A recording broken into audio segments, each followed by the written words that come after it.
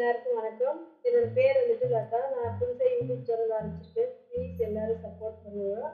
இன்னைக்கான வீடியோல என்ன செய்யறாங்க, கோதுமை வச்சு எப்படி நம்ம ஜாமுன் செய்யறோம்னு வாங்கிட்டு ஒரு மாவு எடுத்துக்கிறேன். மெஜர்மெண்ட்டை ஃபர்ஸ்ட் ஒரு ஸ்பூன் நெய் ஊற்றிக்கலாம்.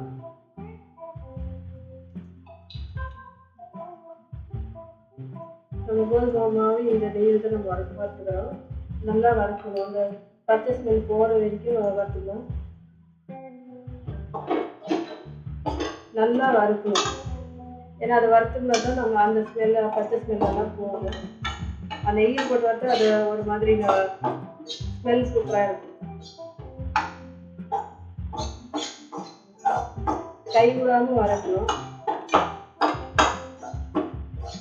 பார்த்தீங்கன்னா ஸ்மெல் வர ஆரம்பிச்சிச்சு. ஏன்னா நெய்யில் வறுத்துருக்கோம்ல, அதனால ஸ்மெல் சூப்பராக வருது.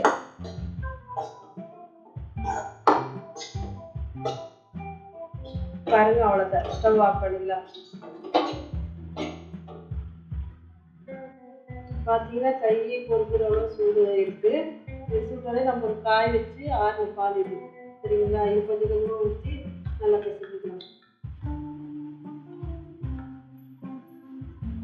சப்பாத்தி மாவை விட கொஞ்சம் பிசு பிசுன்னு இருக்கணும் மாவு. அப்படின்னா தான் நம்ம உருண்டை கொடுக்குறது நல்லா வரும், பொடியாமல்.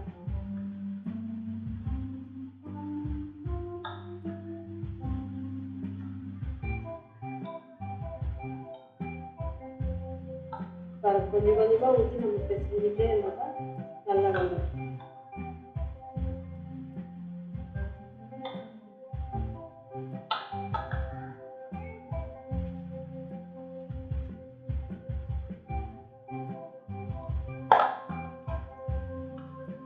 நம்ம பால் ஊற்றி பிசையும் போது சாஃப்டாக வரும் ஜாமுன். ஏன்னா நம்ம ரெடிமேட் மாவு வாங்கி ஜாமுன் செய்வோம்ல, அதே மாதிரி தான் சூப்பராக இருக்கும். டேஸ்ட் நல்லா இருக்கும்.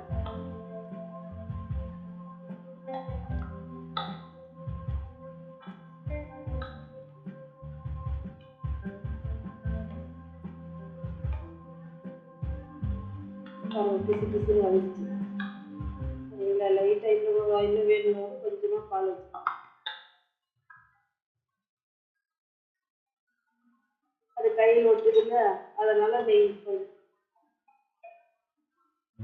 அது ஒட்டாமல் இருக்கிறதுக்காக நெய் ஊற்றி நம்ம பிசு வச்சுக்கணும்.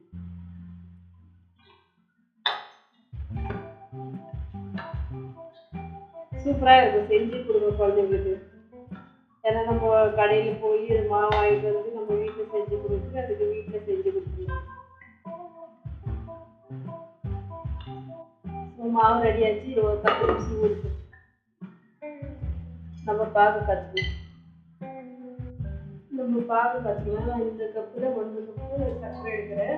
1 கப்பு சர்க்கரை போட்டோம்னா நம்ம 3 டம்ளர் தண்ணி வைக்கணும்.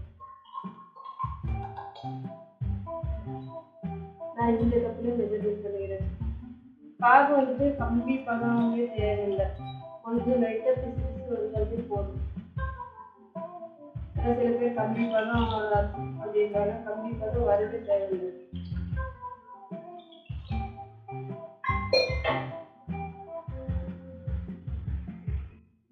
நான் இந்த பாகுல ஒரு 4 ஏலக்காய் நசுக்கி போட்டுருக்கேன்.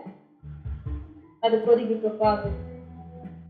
நம்ம இந்த மாவு உருண்டை பிடிச்சி வச்சுக்கலாம். ஏன்னா நம்மளுக்கு சைஸ் எவ்வளோ பெருசாக தேவையோ அவ்வளோ உருண்டை பிடிச்சா போதும். சரிங்களா. அதான் நெய் தடி வச்சுருக்கேன் ஆல்ரெடி பிளேட்டில். ஏன்னா நெய் தடவுனா அதை ஒட்டிக்கிட்டே இருக்கும். ஒட்டாமல் வரணும்ல, அதனால தான் நெய் தடி வச்சுருக்கேன்.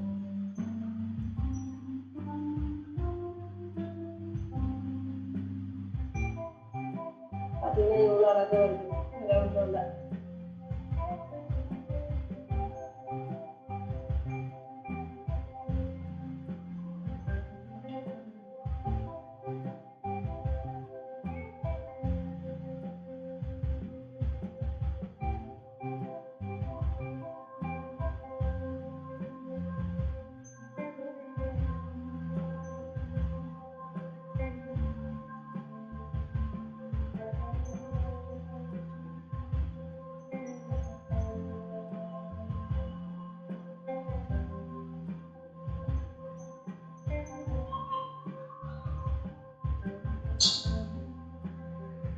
உருண்டை பொரிச்சிட்டோம்.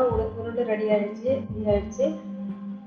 நம்ம எண்ணெயில் இந்த உருண்டையெல்லாம் பொரிச்சு எடுக்கணும். எண்ணெய் நல்லா காயட்டும். எண்ணெய் காஞ்சிச்சு. நம்ம இந்த உருண்டை போட்டு பொரிச்சு எடுத்துக்கலாம்.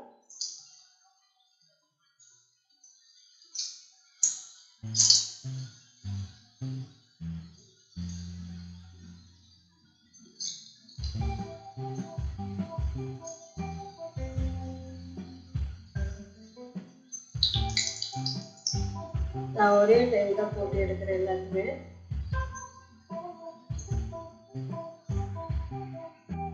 பார்த்தீங்கன்னா உருண்டை பாருங்க சூப்பராக ஃப்ரை ஆகிடும். இந்த கலர் வந்ததுக்கப்புறம் கொஞ்சம் ப்ரௌன் கலர் வந்துருக்குது. இந்த டைமுக்கு நம்ம எடுத்துடலாம்.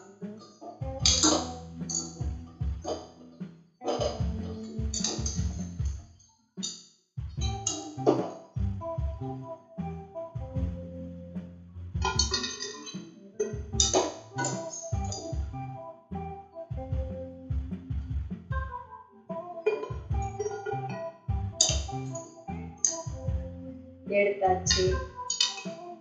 ஸோ இப்போ நம்ம அந்த சர்க்கரை பாகில் போட்டு இன்னைக்கு செய்து நாளைக்கு சாப்பிட்டீங்கன்னாக்கா சூப்பராக இருக்கும். எடுத்துட்டேன். இப்போ இந்த உருண்டையே இந்த சர்க்கரை பாகில் போட்டு வச்சுக்கிட்டு ஒரு 4 மணி நேரம் இல்லை நாளைக்கு சாப்பிட்டீங்கன்னாக்கா சூப்பராக இருக்கும்.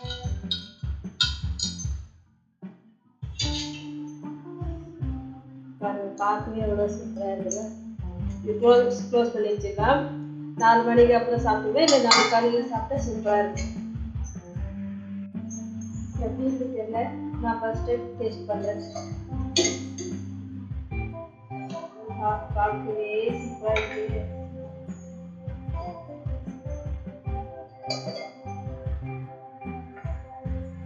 எப்படி இருக்குன்னு தெரியல. ஜாமுன் பார்க்க நல்லா தான் இருக்கு. ஏன்னா நானும் இதுதான் ஃபர்ஸ்ட் டைம். ஸோ டேஸ்ட் பண்ணி பார்க்கலாமா?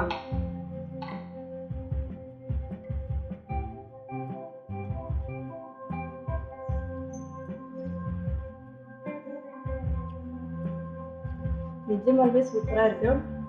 வீட்டில் குட்டீஸ் மூலம் ஜாமுன் வேணும்னு கேட்டிங்கன்னா வீட்டில் கோதுமை இருந்துச்சுன்னாவே போதும், ஜாமுன் செஞ்சு கொடுக்கலாம்.